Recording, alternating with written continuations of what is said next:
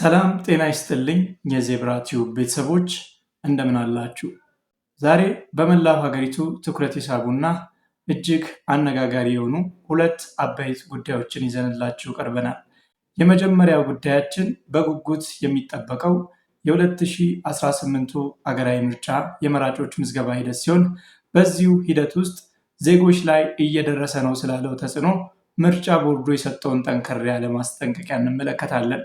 በሌላ በኩል ደግሞ በሺዎች የሚቆጠሩ ተማሪዎችንና ወላጆችን ከፍተኛ ስጋት ላይ የጣለው የ52 የግል ኮሌጆች የፍቃድ ስረዛ ዜና ሌላው የዛሬ አጀንዳችን ነው።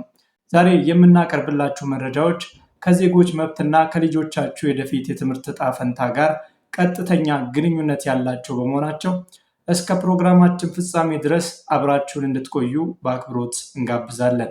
ለቻናላችን አዲስ የሆናችሁ ሰብስክራይብ በማድረግ የቤተሰባችን አባል እንድትሆኑና የደውል ምልክቷንም በመጫን ፈጣን መረጃዎችን እንድታገኙ እናሳስባለን። አሁን በቀጥታ ወደ ዝርዝር መረጃዎች እንለፍ።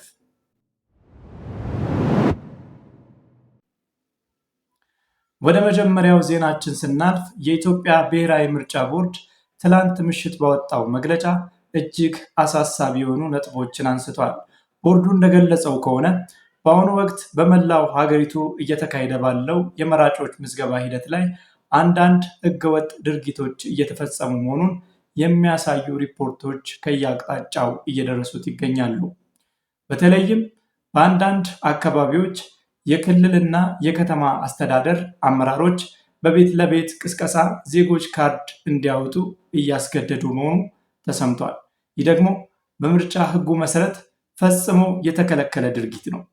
ቦርዱ በግልጽ እንዳስቀምጠው መመረጥም ሆነ መመዝገብ ሙሉ በሙሉ በዜጎች ፈቃደኝነት ላይ የተመሰረተ ህገ መንግስታዊ መብት እንጂ በምንም መልኩ ግዴታ አይደለም።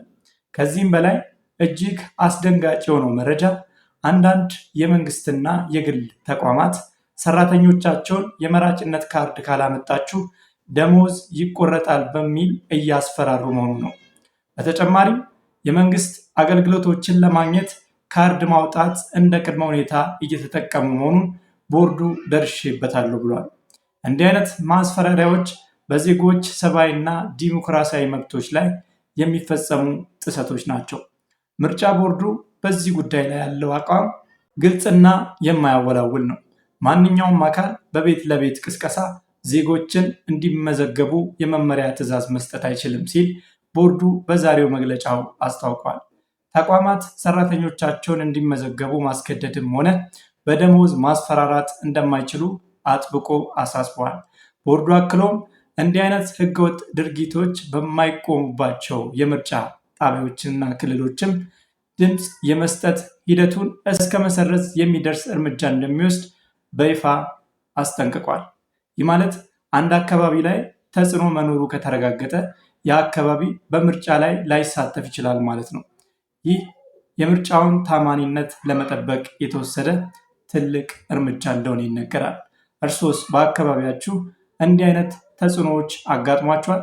ካርድ ካላመጣችሁ አገልግሎት አታገኙም ወይም ደሞዝ ይቆረጣል የሚል ዛቻ የደረሰባችሁ ሰራተኞች ካላችሁ ቦርዱ ጉዳዩን በቅርበት እንደሚከታተልና እናንተም ሪፖርት እንድታደርጉ ጥሪ አቅርቧል። ወደ ሁለተኛውና የብዙዎችን ቤት ያንኳኳ የትምህርት ዘርፍ ዜናችን እንለፍ። የፌዴራል የትምህርትና ስልጠና ባለስልጣን በዚህ ሳምንት 52 የግል ኮሌጆች ላይ የመጨረሻውን እርምጃ መውሰዱን አስታውቋል። ከነዚህ ኮሌጆች የትምህርት ፈቃዳቸው የተሰረዘው የተቀመጠለትን የጥራት ደረጃና የምዝገባ መስፈርት አላሟላችሁም በሚል ነው። ባለስልጣኑ ባለፉት 18 ወራት በተደጋጋሚ ማስጠንቀቂያዎችን ቢሰጥም ኮሌጆች የታዩባቸውን ጉድለቶች ባለማስተካከላቸው ምክንያት አሁን ስራቸውን በአስቸኳይ እንዲያቆሙ ተገዷል።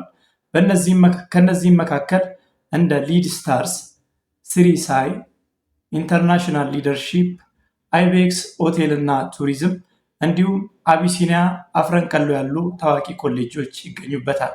እነዚህ ተቋማት የሰጣቸውን የአንድ ዓመት ከ6 ወር ጊዜ ማሻሻያ ሳያደርጉ ማለፋቸው ለዛሬ ውሳኔ ዋነኛ ምክንያት ሆኗል። ባለስልጣኑ ለክልልና ለከተማ አስተዳደሮች በጻፈው ደብዳቤ እነዚህ ተቋማት ከአሁን በኋላ ምንም አይነት የከፍተኛ ትምህርት አገልግሎት እንዳይሰጡ በጥብቅ ትዕዛዝ አስተላልፏል። ይህ ካልሆነ ግን በተማሪዎችና በሕዝቡ ላይ የሚደርሰው ጉዳት የከፋ ይሆናል ተብሎ ተሰግቷል። አሁን ላይ ትልቁ ስጋትና ጥያቄ ሆነው የቀጠለው ግን በእነዚህ ኮሌጆች ውስጥ ትምህርታቸውን ሲከታተሉ የነበሩ በሺዎች የሚቆጠሩ ተማሪዎች ጉዳይ ነው።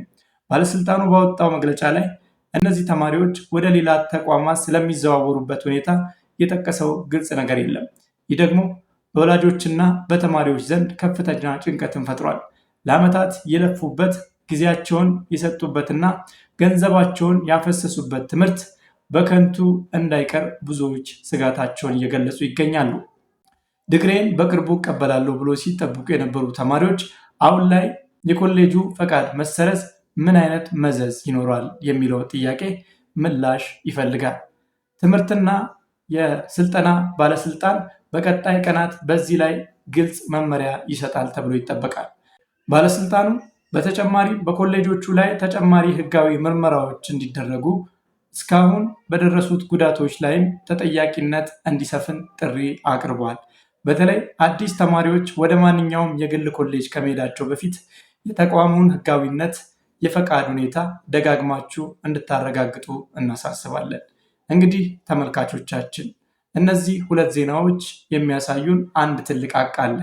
ይኸውም በሀገራችን የተቋማት ተጠያቂነት እየጠነከረ መምጣቱንና በምርጫ ቦርድ በኩል የዜጎችን መብት ለማስጠበቅ የተወሰደው እርምጃ የሚደነቅ ሲሆን፣ በትምህርት ዘርፍ ደግሞ የጥራት ቁጥጥር መደረጉ ለሀገር እድገት ወሳኝ ነው። ሆኖም ግን እርምጃዎች ሲወሰዱ የተጎጂዎችን ሁኔታ ያገናዘበ መሆን እንዳለበት ብዙዎች ይከራከራሉ። በተለይ የኮሌጆች መዘጋት ተማሪዎችን ሜዳ ላይ እንዳይጥላቸው ጥንቃቄ ሊደረግ ይገባል። ምርጫ ቦርድም ቢሆን ማስፈራሪያ የሚያደርሱ አካላትን በስም ለይቶ ይፋ ማድረግ ለዜጎች ዋስትና ይሆናል ተብሎ ይታመናል። እናንተስ ተመልካቾቻችን በዚህ ዙሪያ ምን ትላላችሁ? የኮሌጆች መዘጋት ትክክለኛ እርምጃ ነው ወይስ ተማሪዎቹን ይጎዳል? በምርጫ ካርድ ምዝገባ ዙሪያስ ያጋጠማችሁ ልዩ ገጠመኝ አለ? አስተያየቶቻችሁን ከታች ባለው የኮመንት መስጫው ላይ በዝርዝር አስፍሩልን። እኛም የእናንተን ሀሳቦች በማንበብ በቀጣይ ዝግጅቶቻችን ምላሽ ለመስጠት እንሞክራለን። የዛሬዎቹ መረጃዎች እነዚህን ይመስሉ ነበረ። የምርጫ ቦርድን ማስጠንቀቂያ፣ የኮሌጆችን መዘጋት በተመለከተ ያላችሁን አስተያየት አሁኑኑ አጋሩን። መረጃ ለሌሎች እንዲደርስ ቪዲዮውን ላይክ እና ሼር ማድረጋችሁን አትርሱ። በእነዚህ 52 ኮሌጆች ውስጥ የምትማሩ ተማሪዎች ካላችሁ ያጋጠማችሁን ችግር ግለጹልን። ለዛሬ የነበረን ቆይታ በዚሁ አበቃል። በሌላ ፕሮግራም አዳዲስ መረጃዎችን ይዘን እስክንመለስ ሀገራችንን ሰላም ያደርግልን። ኢትዮጵያ ለዘላለም ትኑር። ቸር ይግጠመን። ሰላም ቆዩን።